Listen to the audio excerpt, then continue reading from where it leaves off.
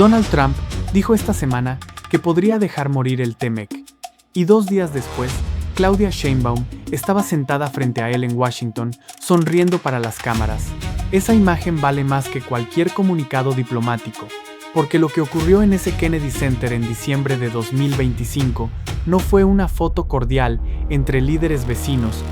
Fue el inicio de una negociación que hoy, en mayo de 2026, está llegando a su momento más tenso, más delicado, más decisivo para millones de mexicanos que ni siquiera saben que algo así está pasando.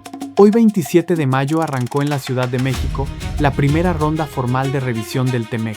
60 empresarios y congresistas estadounidenses llegaron a la Secretaría de Economía. Marcelo Ebrard los recibió.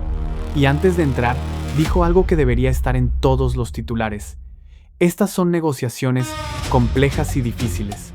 Luego añadió, con una calma que no es tranquilidad sino estrategia: México no tiene prisa, pero está avanzando. ¿Por qué esa frase es una declaración de guerra envuelta en diplomacia? ¿Qué tiene México sobre esa mesa que Estados Unidos no esperaba encontrar? ¿Qué pasa exactamente el 1 de julio si no hay acuerdo? ¿Y por qué la jugada que Sheinbaum tiene preparada podría cambiar la relación entre los dos países para la próxima década? Quédate, porque la respuesta a esas preguntas está en los detalles que ningún noticiero está conectando correctamente. Para entender lo que ocurre hoy, hay que entender lo que ocurrió 4 meses atrás.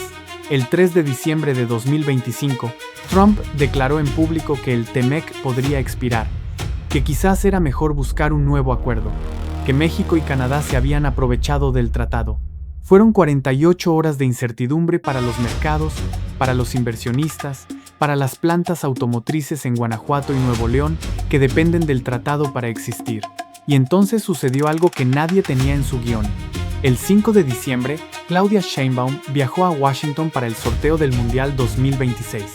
Primer viaje oficial de una presidenta mexicana a suelo estadounidense. Primer cara a cara con Trump. Y lo que los medios describieron como una mini reunión cordial fue, según fuentes cercanas a la delegación mexicana, algo mucho más calculado. Sheinbaum llegó con un mensaje preciso: México no está aquí para pedir. México está aquí para acordar, en igualdad de condiciones. La foto de los 3 líderes Trump a la derecha, Carney a la izquierda, Sheinbaum al centro circuló en todas las redes, pero lo que quedó fuera del encuadre es lo que importa. Sheinbaum salió del Kennedy Center y le dijo a la prensa: acordamos seguir trabajando juntos en temas comerciales con nuestros equipos. Una frase que parece protocolo y que en realidad era el inicio de un proceso que hoy, 5 meses después, está en su primera ronda formal. Aquí hay algo que vale la pena procesar despacio.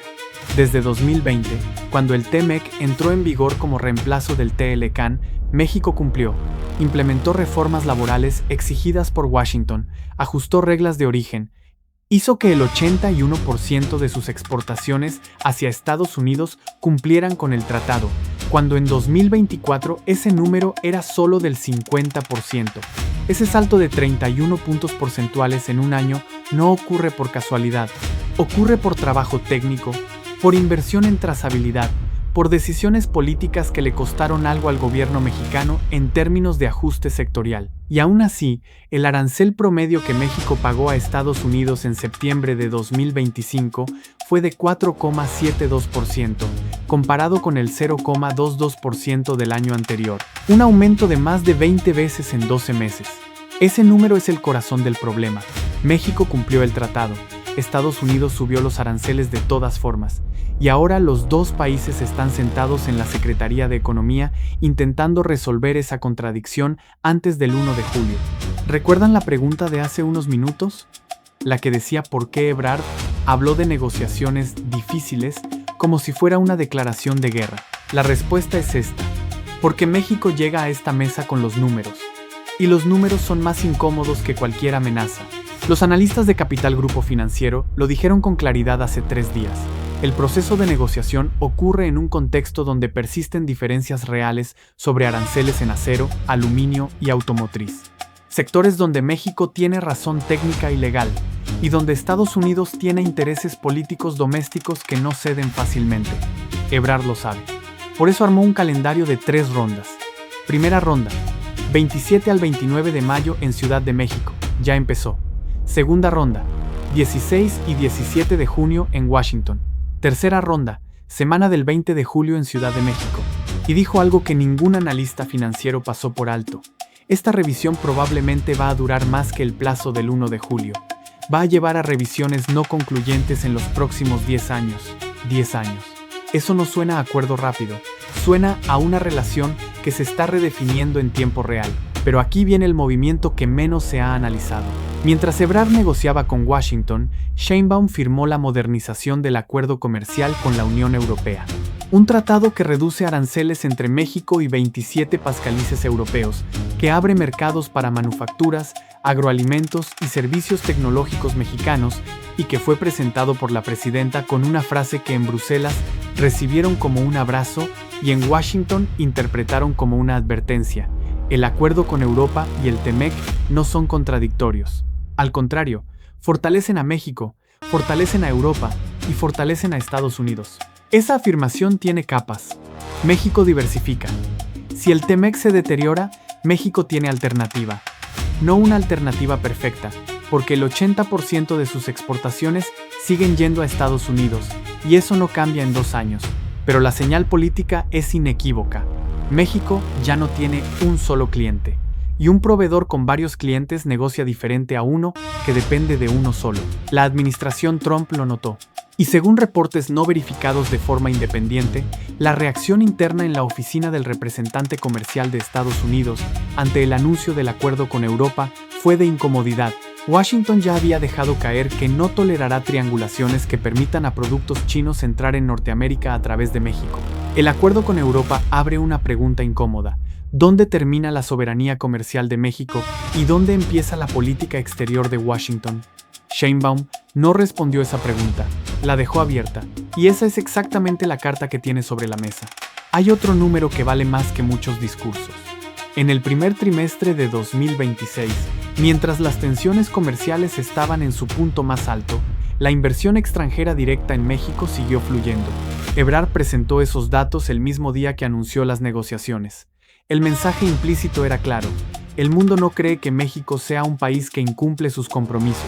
El dinero dice lo contrario, y las empresas estadounidenses con operaciones en México se convirtieron, según confirmó el propio Ebrard, en aliadas activas del gobierno mexicano. Están haciendo cabildeo en Washington junto al Consejo Coordinador Empresarial, porque saben que si el TEMEC se deteriora, sus cadenas de suministro se rompen. Una planta de semiconductores en Jalisco no puede funcionar si los componentes que salen hacia Texas pagan aranceles imprevistos cada 6 meses. Ese es el argumento más poderoso que México tiene sobre la mesa y que no requiere ningún discurso. Las propias empresas americanas que producen en México están presionando al Congreso y a la Casa Blanca para que el tratado se mantenga estable.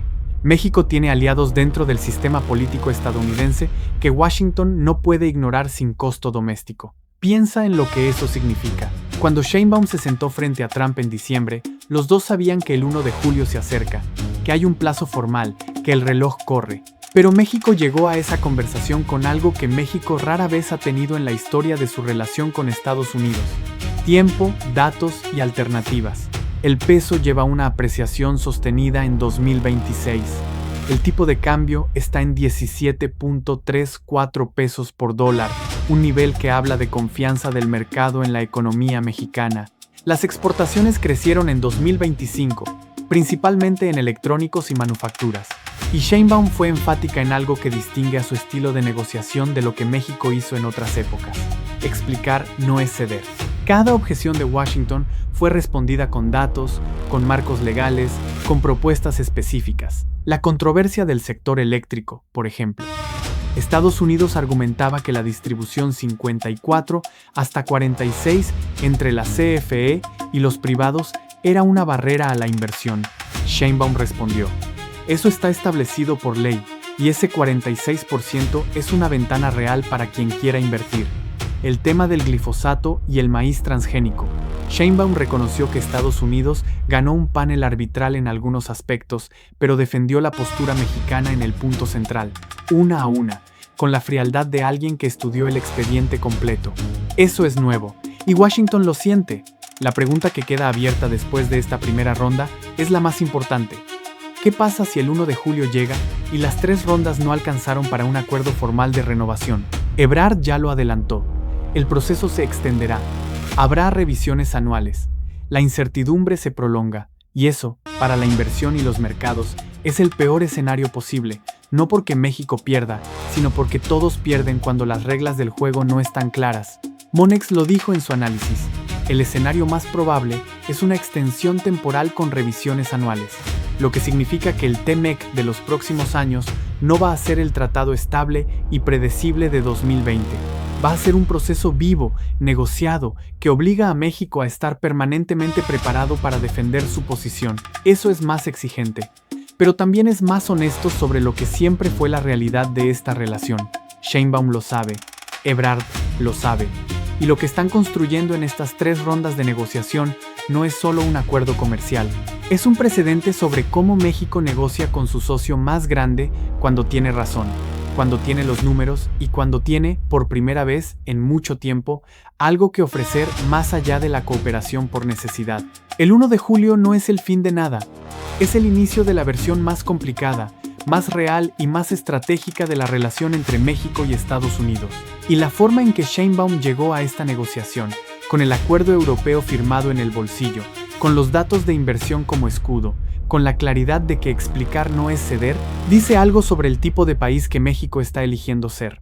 La próxima ronda es en Washington, el 16 y 17 de junio.